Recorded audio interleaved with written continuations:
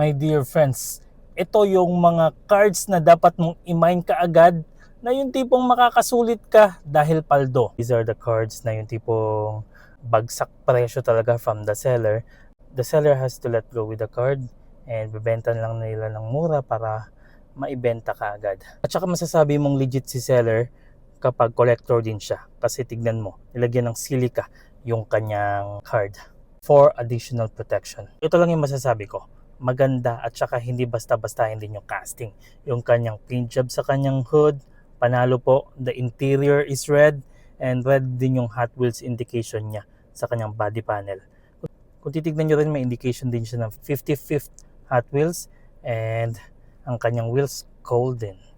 I'm always going to be a big fan of Porsche and this one, pasado sa akin. Sa totoo lang, hindi ko alam yung retail price nito pero I'm very sure na it will be more than 350 pesos.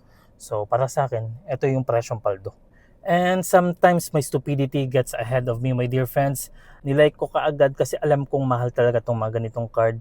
And the resale value of this one will not be less than 550 pesos. At saka masasabi mong legit yung card kapag yung protector niya meron ganito. Kasi meron na tayong ganito sa ating Mazda Zamac na ganito din yung itsura ng kanyang card. Para sa akin, importante talaga yung casting, not just only the card or not just only na sinasabi mong premium yung card pero hindi naman premium looking yung kanyang casting. But the paint job on this Silvia, panalo. Ang ganda ng kanyang itsura. At saka para sa akin lang naman mga ganitong paint job yung tipong masasabi mong, uy, parang Soul Crystal Red ng Mazda. It looks solid and casting, panalo. Idol ko rin yung wheels niya. At saka kung titignan, does look like a rubber tires. Kaya ito lang masasabi ko, hindi mo talaga mapepresyohan ang diecast pag Hot Wheels collector ka. Kaya minsan sasabihin nila mahal, pero sa iba mura or paldo ka na.